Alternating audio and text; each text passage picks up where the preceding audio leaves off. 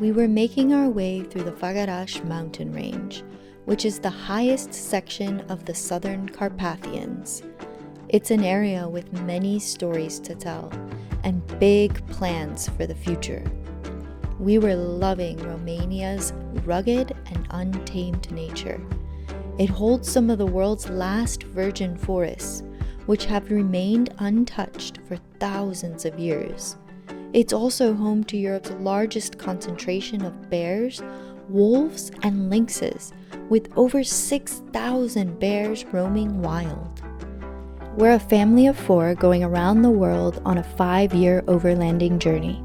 This is Jane, our Grenadier, and we live here in our off-road trailer. Along the way, we'll be sharing stories to support projects that preserve and protect our wild earth. This episode starts on the Transfagasaran Highway, which runs through the Făgăraș Mountains. Jeremy Clarkson from Top Gear declared it as the best driving road in the world. Having been on our fair share of roads around the world, we just had to see it for ourselves.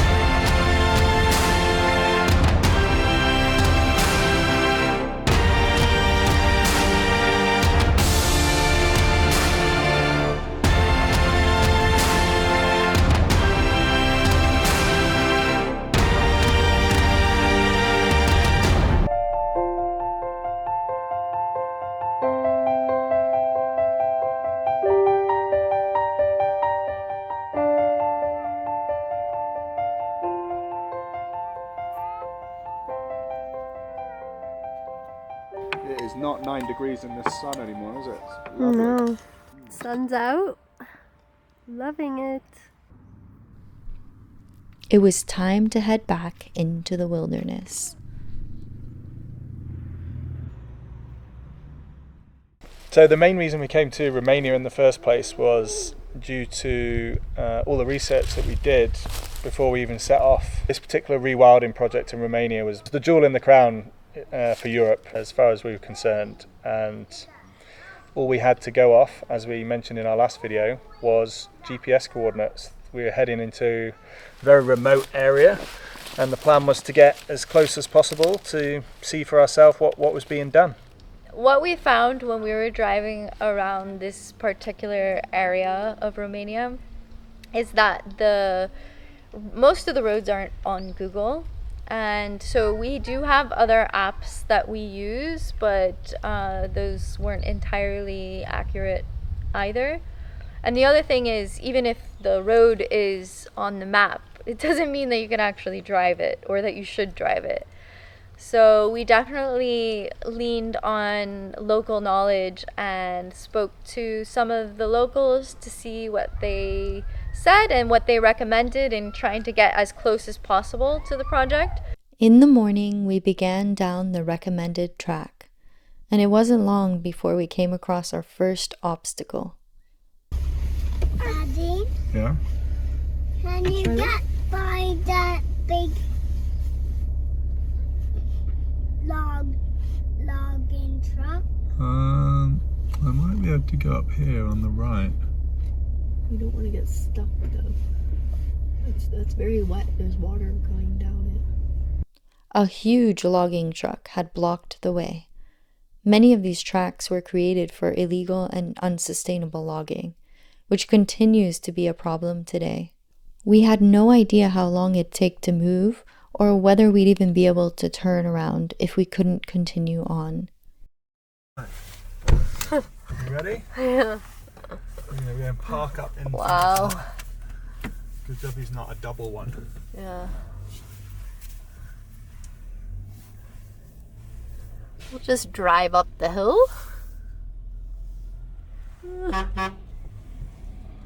He's okay. Lucky that's Yeah. Oh, okay. Yeah, that offshoot. If that offshoot, like, what would we have done? What we saw after was worth the wait. The track led us through dense forests and along a winding river until eventually we popped out of the forest and into Alpine Meadows. It was clear this was going to continue to be an off-road adventure, with further obstacles along the way. But wow, the views were spectacular.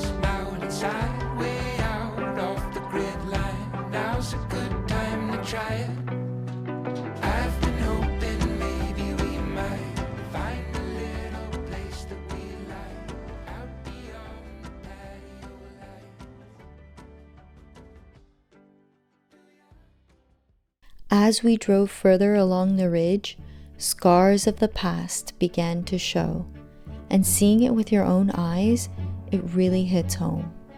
Thousands of years of evolution just wiped out. This clear-cutting began after the fall of communism in 1989, when the forests became privatized, and for decades afterwards, these precious forests fell victim to illegal and unsustainable logging. Whole mountainsides were targeted, ruining what was once a thriving ecosystem. Rich and valuable soil lay vulnerable to erosion, making it hard for species to create a home there. But Mother Nature is resilient and eager to rebuild, and she doesn't have to do it on her own. Our partners, Mossy Earth, teamed up with the Foundation Conservation Carpathia, also known as the FCC. For this rewilding project, they restored clear-cut areas by planting thousands of native trees. In a few years, these bare patches would be on their way to being fully restored. But this is much more than a reforestation project. The FCC are also implementing a wide range of measures to mitigate human-wildlife conflict and using the latest technology to monitor wildlife and stop poaching. They also began conducting wildlife reintroductions, such as the bison, who have been absent for over 200 years. Their ultimate goal here is to establish a new national park, the Yellowstone of Europe. we stood at the edge of the meadow, excited about what this area will look like in the not-so-distant future. It was time to head back down the mountain, and I was a little nervous about getting to the main road. But first, we want to share a bit more about Mossy Earth. Our purpose here at Mossy Earth is to help bring back thriving wild ecosystems in all their amazing diversity. And we do so by implementing a wide range of carefully designed rewilding projects that are funded by our community, our Mossy Earth members. So what we like about them specifically is that all their projects start as a trial and they only expand when they can clearly see positive results. They're also very open and transparent about how they do things, and they keep you involved every step of the way. So ultimately we feel that this is one of the easiest ways to contribute to the global rewilding effort, and all of this starts at just £5 per month. At the very bottom of their site is a link to their YouTube channel, and their featured video gives you a good intro, and then there's a ton of really good content that you can get stuck into. For more info, check out the links in the description. Now, back to the mountain. We've been following this really awesome track. We think that this road goes along the ridge, so it'll probably be okay, but it's still a bit nerve-wracking because it's harder to turn around with this trailer on the back, and the road is quite narrow because we are on a ridge.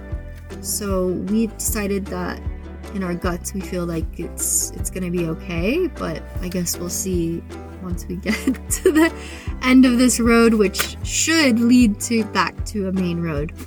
It was clear this track was not used very often and was in a bad state of disrepair.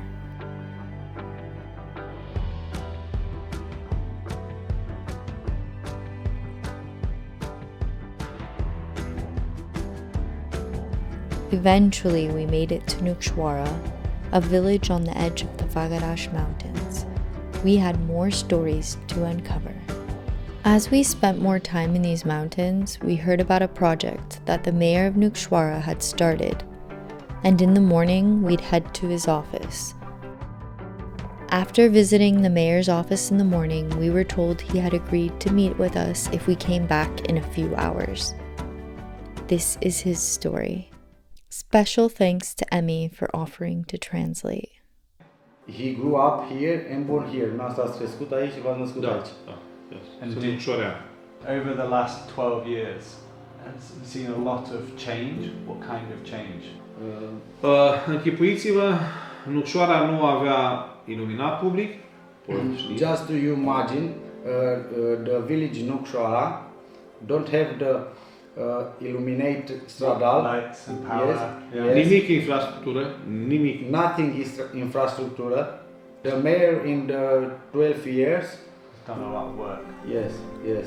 During our conversations with him, it was clear he truly cares about his community. But about 5 years ago, tragedy struck when his wife passed unexpectedly. La un an și eu am avut probleme medicale. Am apelat la doctori și pe lângă factorul chimic mi-au propus să ies în natură, să merg în jur de 10.000 de pași zilnic. So that's what he did. He had passed through the meadows just outside of the village many times, but it was only when he began walking there so regularly that he noticed the beech trees. It is these beech trees that he says saved his life.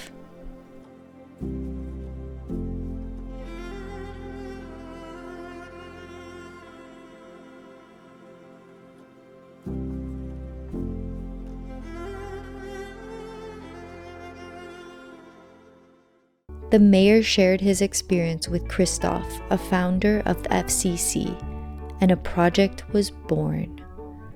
Christoph loved the story, and together they launched the Forest of Immortal Stories as a way to connect people with nature and leave a legacy behind.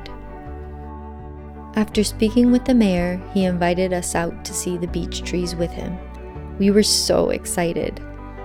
The trees live on long after we do, and they can live to tell our stories. These metal plates that the mayor is attaching to the tree hold the stories of those that have adopted a tree. Each metal plate has a QR code that, once scanned, allows others to listen or read that person's story. Anyone can choose a beech tree to adopt, either online or when visiting the area.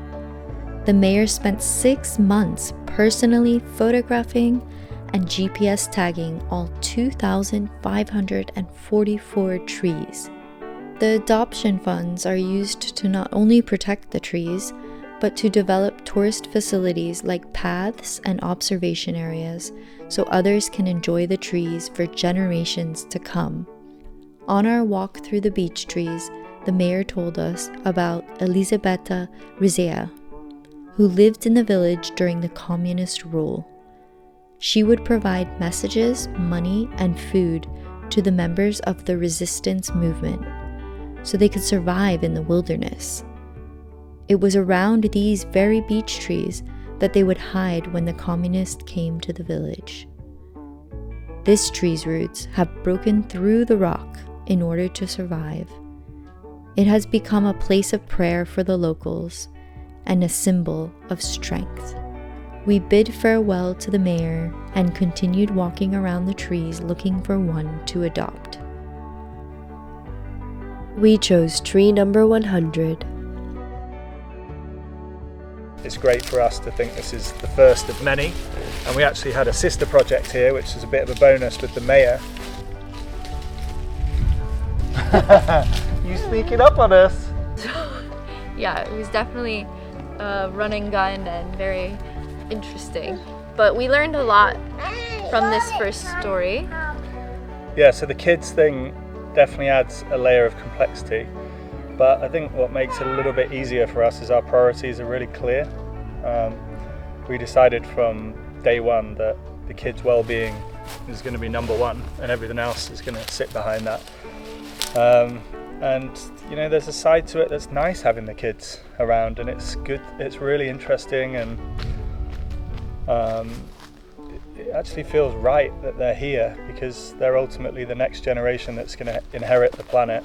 So these stories that we shared in this video, I think really highlighted what our purpose, or one of our purposes with Project Wild Earth is to promote and share the power of nature. And we really saw that in the stories where nature not only showed how it can heal itself, but it can also heal us and act as a teacher. And I found that really inspiring, and also made me excited about sharing it with you guys. Yeah, adopting the tree for me was a good mark in the sand, and it was like the cherry on top that closed the chapter here on the ground anyway.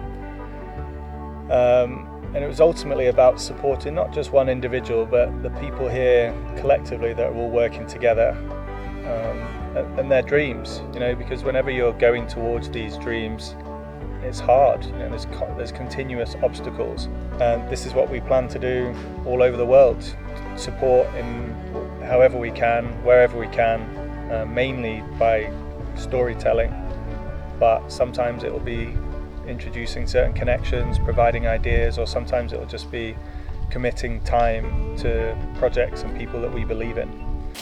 Hi team. Thank you. It's very kind of you. It's very kind Jack, of do you want to come sit with us? I'm just lying playing in the woods. You like playing in the woods?